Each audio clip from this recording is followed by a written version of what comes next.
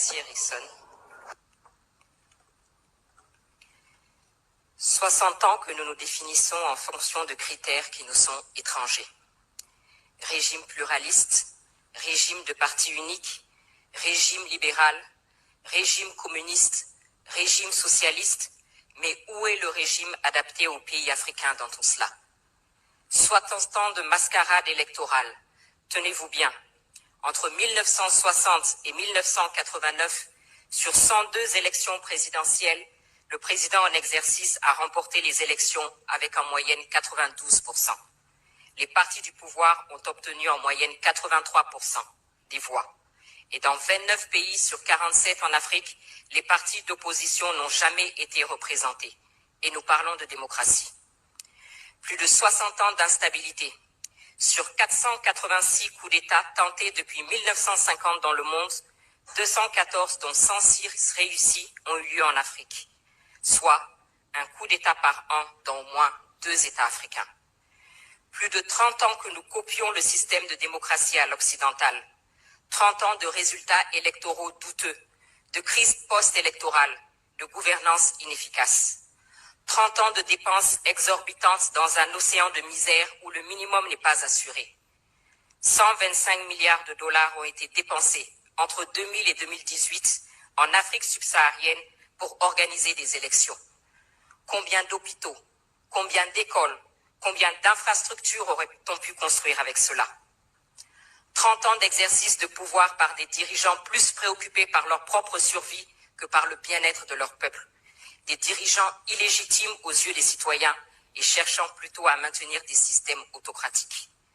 Plus de 60 ans de désillusion, de perte de confiance, de mauvaise gouvernance et de stagnation économique. Il suffit de regarder les pays qui ont accédé à l'indépendance au même moment que nous et voir le niveau de vie de leurs citoyens aujourd'hui. Singapour, la Corée du Sud par exemple. Il suffit de regarder le niveau de vie de certains pays auxquels il n'est pas systématiquement rappelé l'importance de la démocratie. Les Émirats arabes unis par exemple. Qu'est-ce qui est finalement important pour nous Africains? Copier les autres ou tracer notre propre voie vers nos aspirations profondes? C'est la question. Bonjour à toutes et tous. Merci pour votre présence, pour votre enthousiasme, pour votre engagement et vos encouragements. Depuis les premiers instants où nous avons partagé ce projet avec vous, ce projet qui est aussi le vôtre. Signe que nous ne sommes pas trompés. Il faut que la situation de notre continent change. Et pour cela, il faut réfléchir, il faut construire, il faut partager, il faut convaincre et surtout, il faut agir. Car si nous ne le faisons pas, personne ne viendra le faire à notre place. Je viens de vous décrire la situation qui est inacceptable. Illégitimité, rupture constitutionnelle, 3e mandat, crise politique, absence de décollage économique inclusif. Le système de gouvernance n'est pas adapté, c'est un fait. Les modèles plaqués ne fonctionnent pas.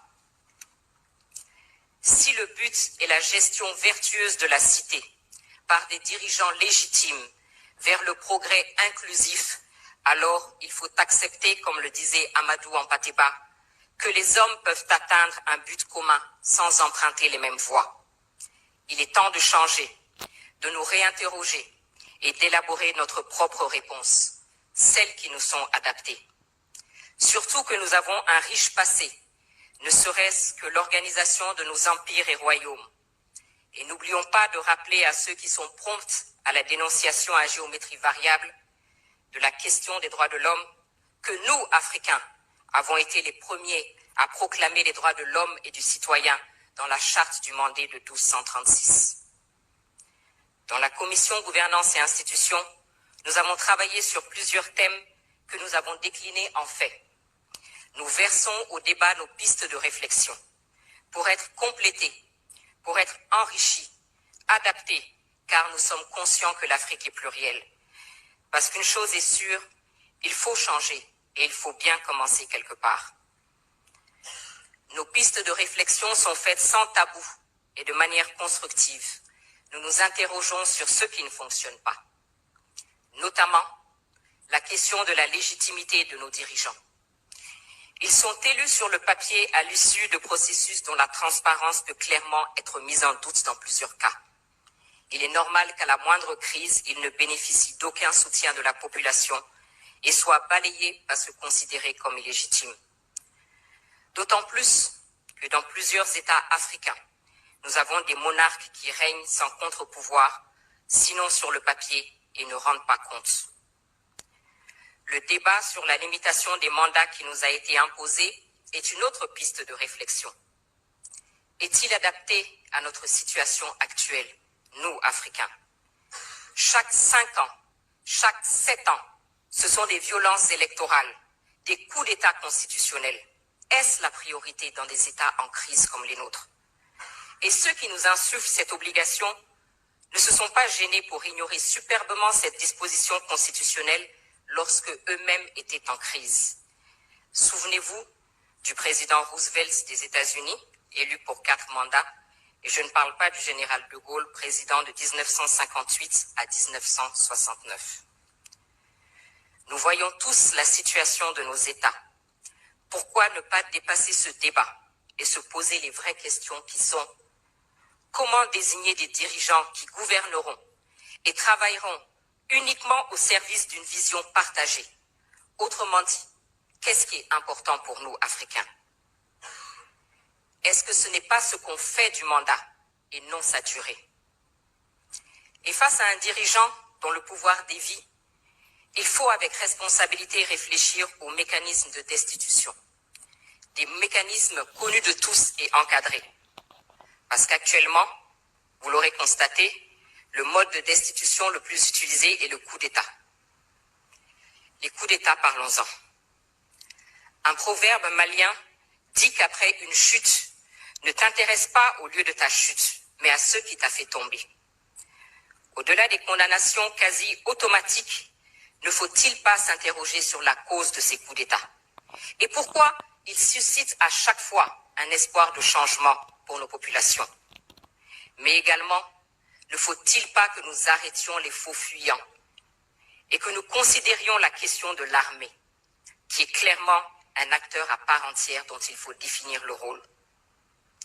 À côté de nos dirigeants, la question des acteurs de la gestion de la cité, le citoyen, la société civile et les partis politiques est aussi une piste de réflexion. Le citoyen a voix au chapitre uniquement au moment des élections.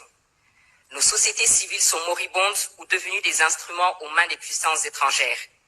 Et les partis politiques voient leur nombre exploser et sont souvent devenus des moyens d'accéder aux postes ministériels ou autres avantages plutôt que de participer à faire avancer le débat. J'ai parlé de légitimité tout à l'heure. Justement, ceux qui en bénéficient sont nos légitimités traditionnelles, dont la place est connue, acceptée, respectée de tous. Ne devrions-nous pas leur redonner leur place, les remettre au centre, à équidistance des jeux politiques et assurer leur indépendance financière? Ces pistes de réflexion sur lesquelles nous travaillons concernent donc nos institutions internes, bien entendu, mais cela est valable pour nos institutions régionales et sous-régionales. En zone francophone, les résultats de ces institutions sont plus que mitigés quand elles ne sont pas sous la coupe d'influence et d'agendas étrangers. Sinon, comment expliquer que les décisions de ces institutions dites africaines soient annoncées depuis une capitale européenne? Ou alors que les chefs d'État de ces institutions soient invités par un chef d'État européen à tenir leur sommet dans une ville américaine? Qui paye, commande? Parvenir à l'indépendance financière de ces institutions est donc une question cruciale. Ces pays qui tentent de nous imposer leur agenda ont tous leur politique africaine, alors que clairement, nous-mêmes ne parvenons pas à bâtir une politique africaine commune digne de ce nom, et encore moins une politique africaine du monde. Le dénominateur commun à toutes ces pistes que je viens d'évoquer est la prise de conscience et le sens de la responsabilité. Pour Patrice Lumumba, l'Afrique écrira sa propre histoire. Le temps est venu. Le temps est venu sans idéalisme, sans tabou, et en ayant le courage de remettre en cause certains principes érigés en dogme, et en ayant à l'esprit les besoins réels de nos concitoyens, le temps est venu de rechercher nos propres réponses. Et c'est ce que nous essayons de faire parce que personne ne viendra le faire à notre place. Je vous remercie.